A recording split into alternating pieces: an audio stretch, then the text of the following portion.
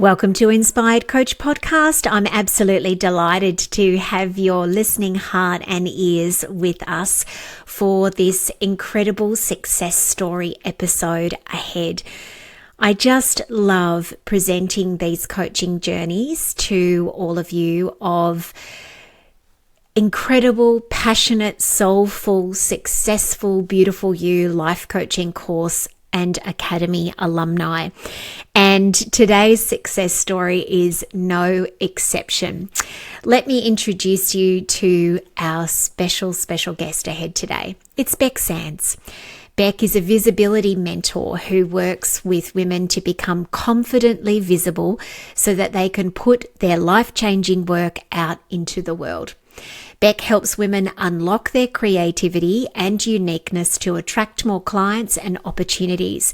And she's spent over 15 years in PR, marketing and communications, working with some of the world's biggest brands, executives and entrepreneurs. This is a woman who knows her stuff. Bec holds a Bachelor of Media in writing from Macquarie University, majoring in PR and journalism, and she is a certified Beautiful You Coaching Academy coach. And we are, as she proudly claims, an approved education provider with the International Coaching Federation. I love Bec's journey ahead because it's one that involves really the story, and I know you will have heard this expression before, of somebody that climbed a ladder very, very successfully, only to realize at the top that the ladder that they were on was not really the ladder that they wanted to be on.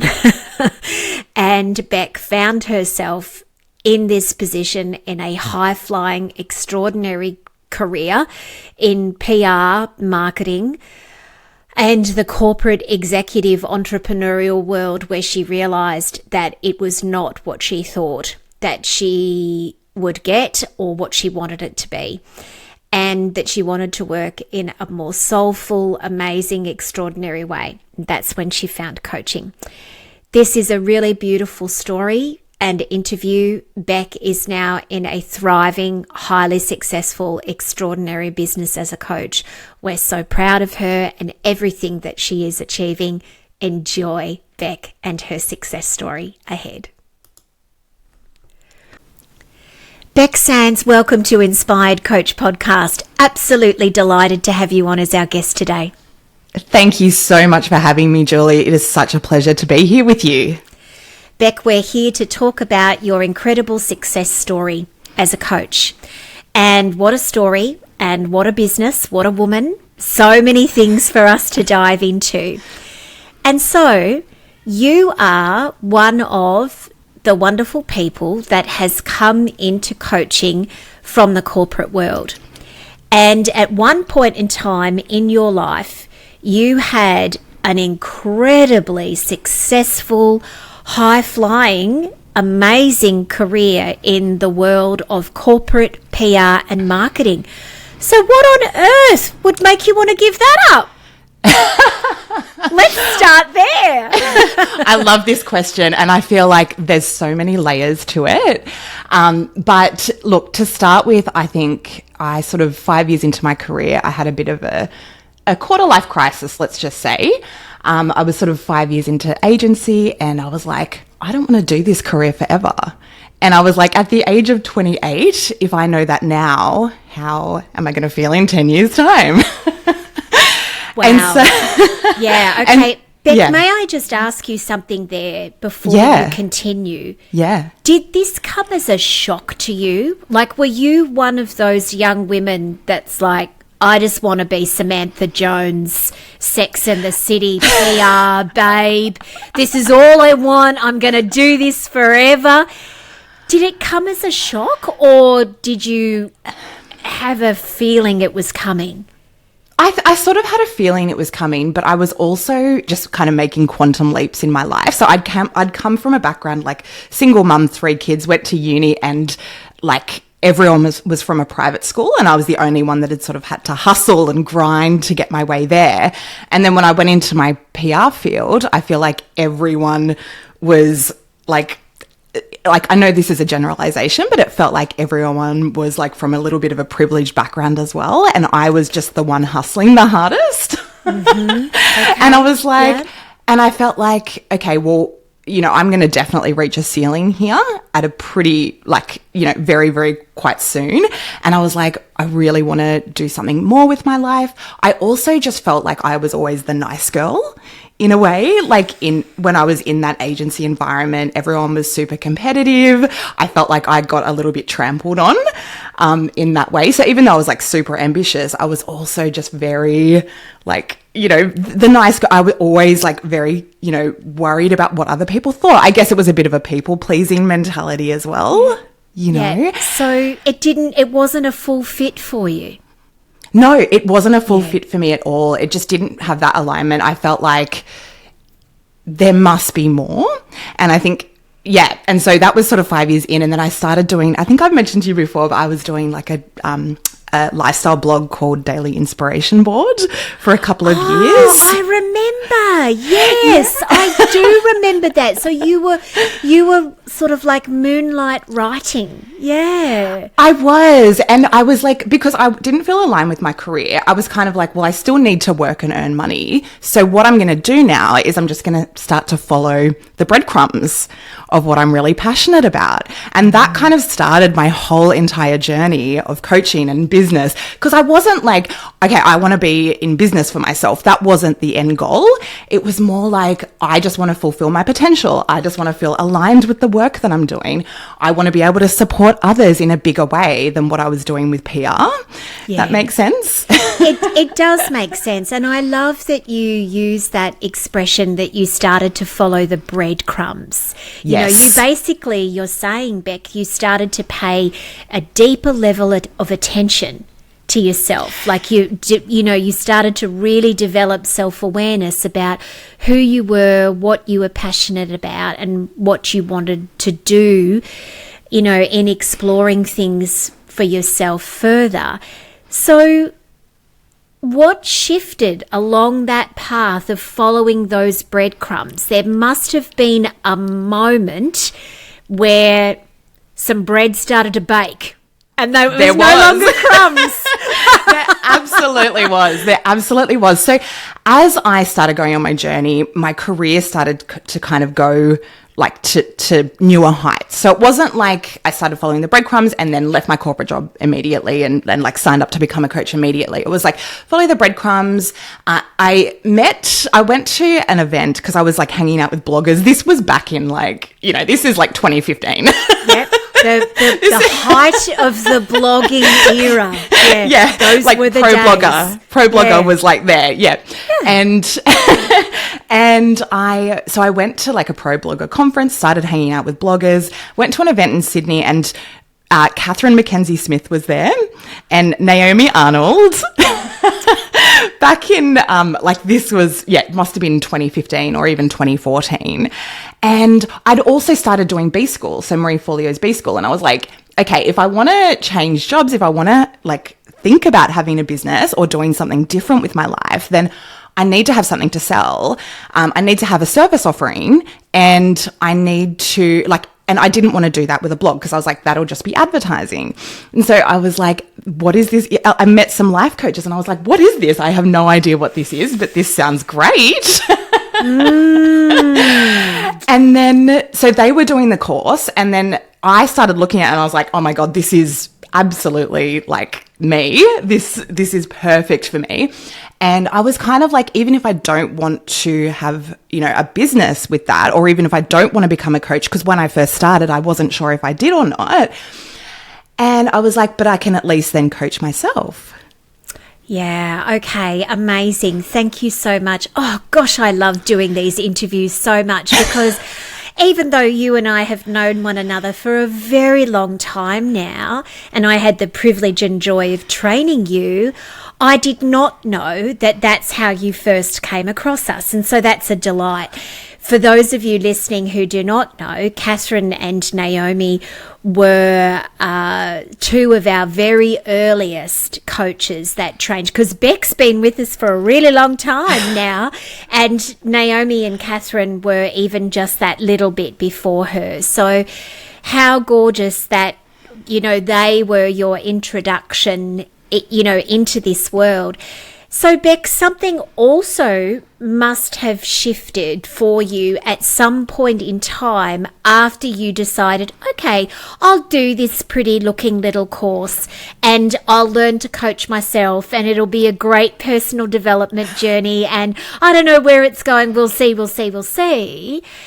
Something must have sparked or shifted for you along the way, because now many years later you are no longer in PR, marketing, corporate. You have been running your own very thriving and incredible business for many years now. And so what was the change? What happened? So I think what happened was I realized that there was a real community of people out there that, you know, truly wanted to help other people using their strengths and skills, and that you could actually make a business out of that. And I didn't really know that before, because all I'd experienced was corporate hustle and competition culture, which isn't, you know, it's not to say anything about individuals that work in corporate. It is just the nature of the corporate environment.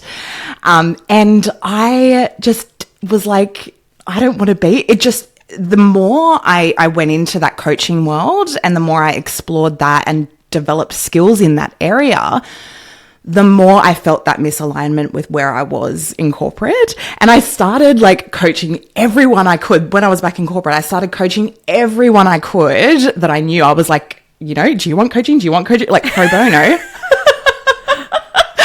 I was like, well, I need to get my experience up. And so I was helping women like get promoted, you know, get into completely new roles, ask for pay rises, like, you know, and this is what I think I just really love about coaching, and in particular the Beautiful You coaching course, is that it really elevates not just you, but it elevates your communities. It elevates your families. It elevates your friends. Like, it has this beautiful flow on impact into everyone around you. And I just think if you can change lives in that way, just through doing the one course, it's just so powerful.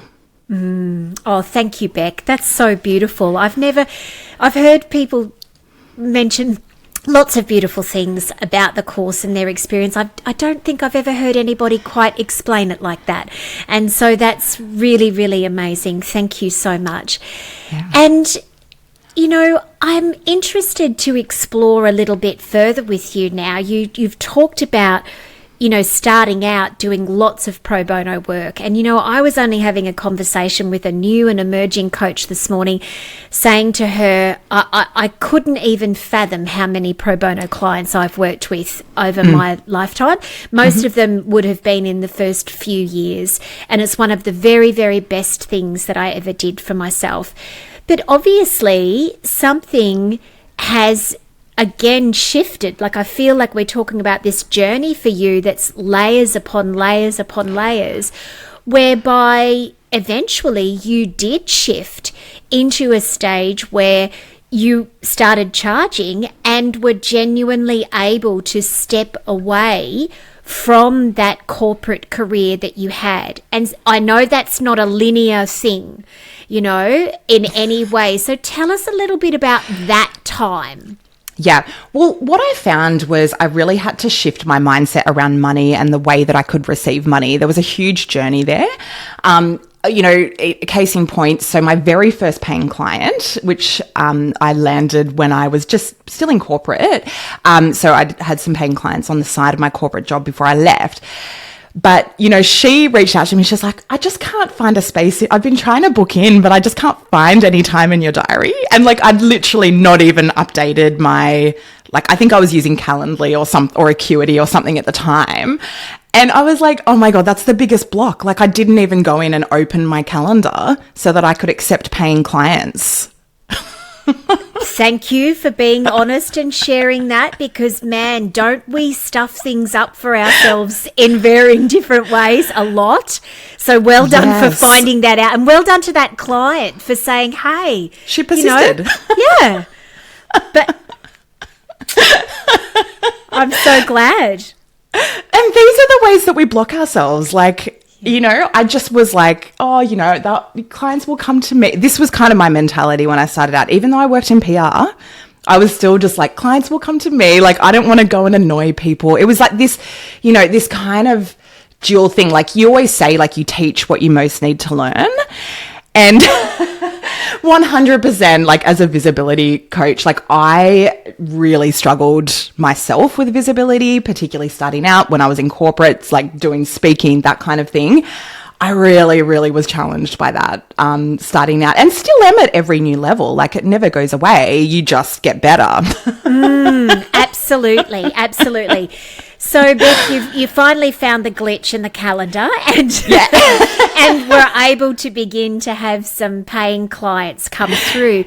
But there's still a very, very big leap between having some paying clients on the side of working, you know, still in another career, and then making the decision to either step down and or eventually leap into entirely being responsible for your own income through your own business. And so love to know a little bit more about what was happening for you throughout that time. So it was 2019 and I was about to get married. So there was a big life change. I really, like, I'd been building my business on the side for, you know, a few years now.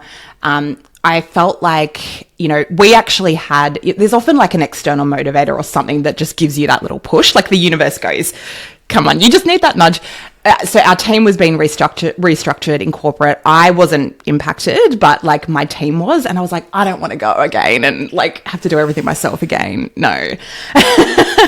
You know, and I was like, this is the perfect moment for me to step into my own business. We're about to get married. We're having our honeymoon.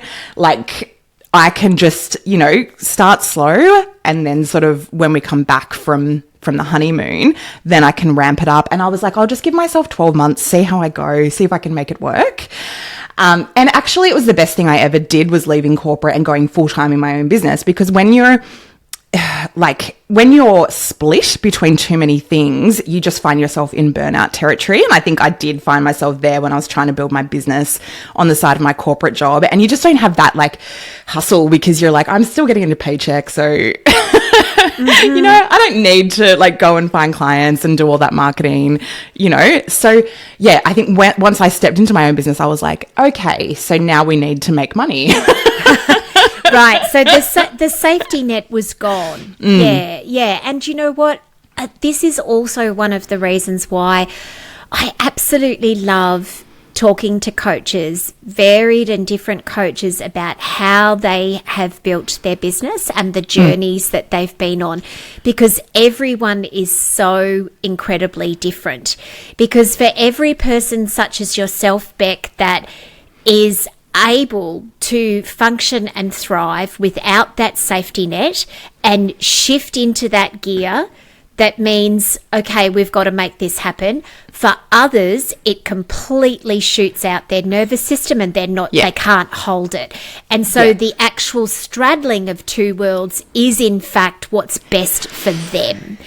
And so everyone is different with this. And I know that you know this, because you now are, you know, in a position where you're supporting other coaches and service-based business owners in their own businesses. And so you would understand that they would all come to you in so many different stages of their development.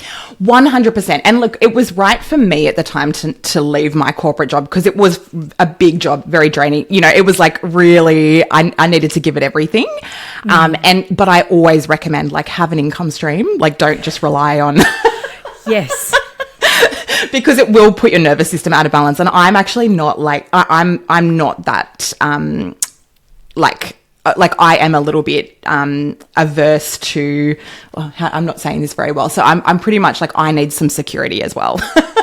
Oh, absolutely. You know, when I eventually, after slowly stepping down in my paid work over many years, when I was starting my coaching business, I think I had about 9 to 10 months of salary in advance saved up, you know, and so I did have that safety net there. And in all honesty, I can't look back now and say, would I have been as regulated and confident and able to do what I did then if I didn't have that cushion there?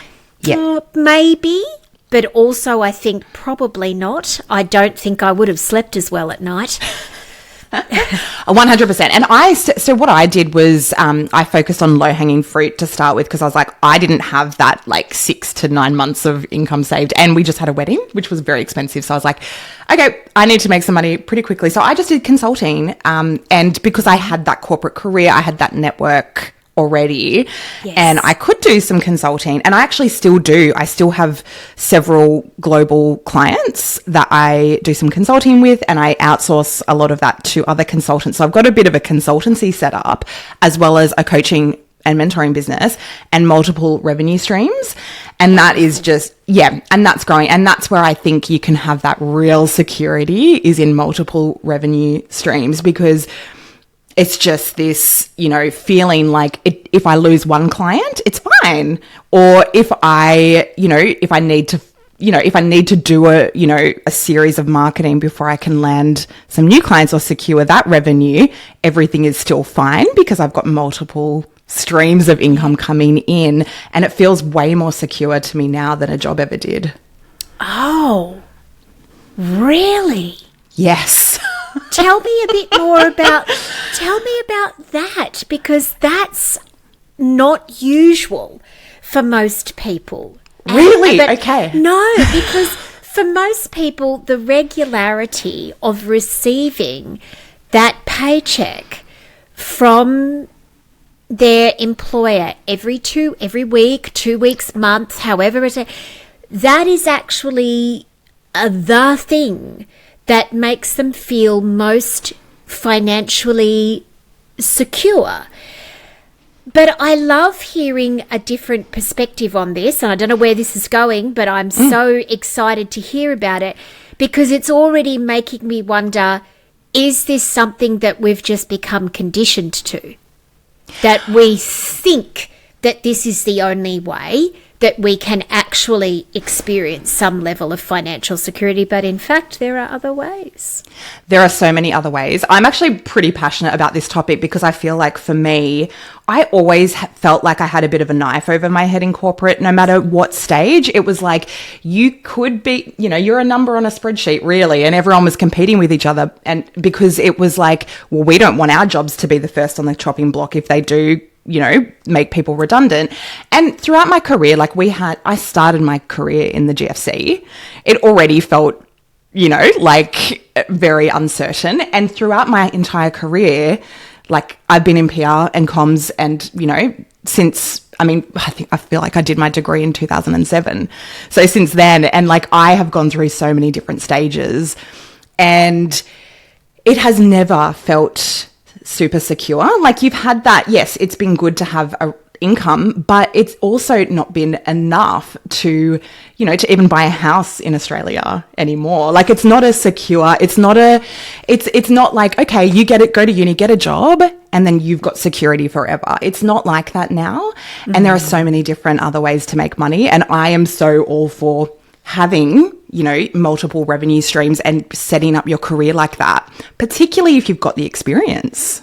Yeah, love it, Bec. Thank you. There's a lot of good food for thought there. I really like that. And of course, one of the things, and this is a whole other topic altogether, but of course, when you own your own business, there is no ceiling. Exactly. To the amount of money that you can earn, whereas there is a ceiling when someone else is dictating what you get paid. And seniority in a corporate career is not necessarily rewarded. Like the more experience you get, they'll just get someone cheaper in often, and so Oh gosh. this is what we're seeing, and it is, and this is what we are seeing quite a lot, and particularly with AI, there's a little bit of, can we get, and they can't, and experience is absolutely essential, but I think maybe particularly in kind of the marketing and service-based kind of professions, but yeah, thank you so much for that.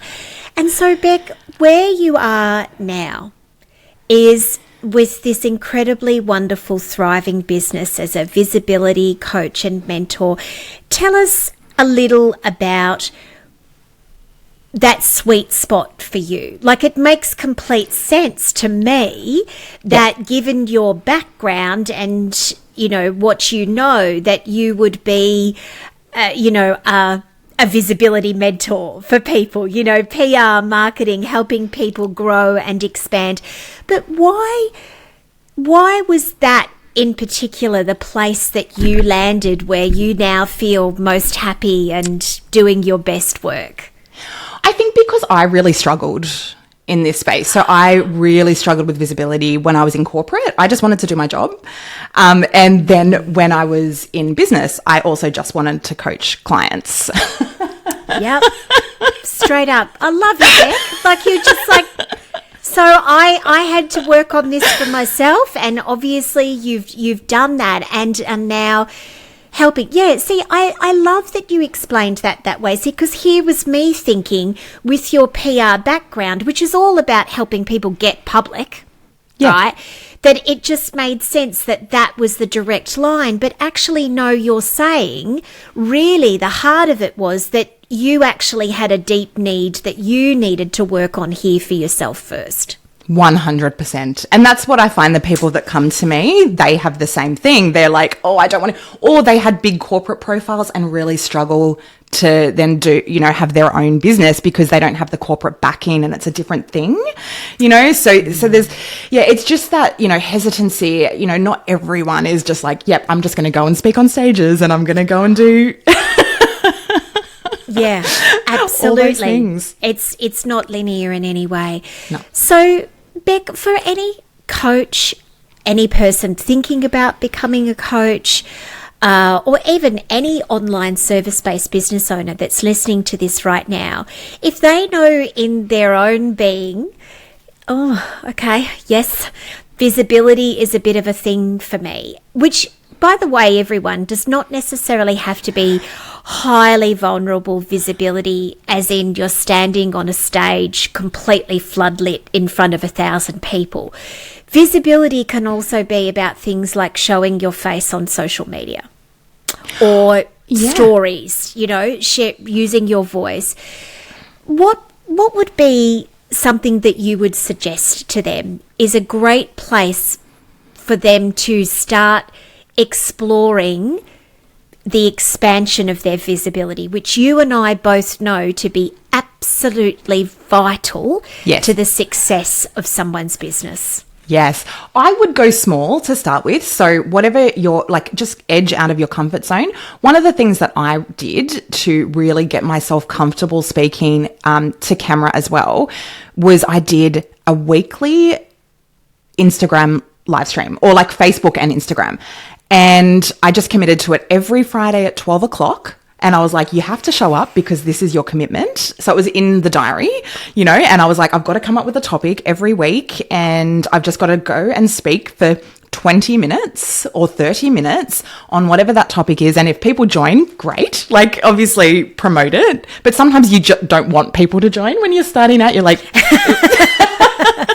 I just need to do it. Yes. Just do it. And it doesn't even matter, because you will hone your message. You'll refine what you're talking about. You'll increase your skills around speaking.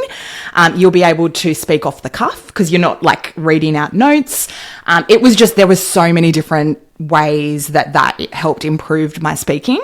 So I would think that, I would suggest that anyone that's wanting to start out, just commit yourself to like a weekly live stream, even if it's like 5 minutes. Yeah, I love that. And I love the suggestion of step just a little bit outside your comfort zone. So for some people, that might be too far. And for you, if it means just simply sharing a static photo of yourself so people could see who you are, then that's a great thing to begin with. But starting small. We don't want to blow ourselves out. Don't blow yourself out. And also because I think if you do go in and you're like super nervous and you're stumbling, you can be like, oh no, that was a bad experience, I don't want to do it again. So just knowing that, like, if you do stumble, it's fine. Like, I have had so many stage moments where I'm like, oh my God, I've totally forgotten what I was going to say. Like, I don't know. And then just like somehow you come back from it, but then you're like, never again, you know?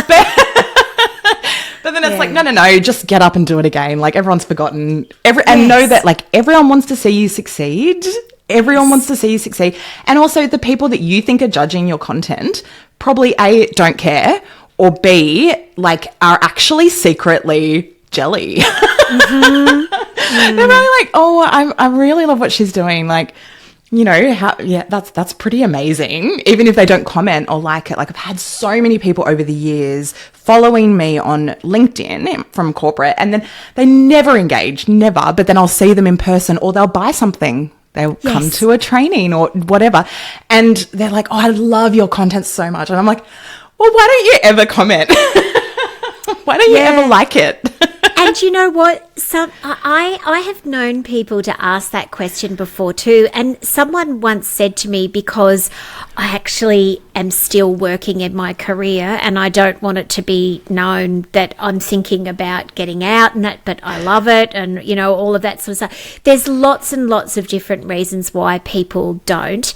But it's just another reminder, isn't it, Bec, that we can't be beholden to how people may engage with us. We've just got to keep turning up.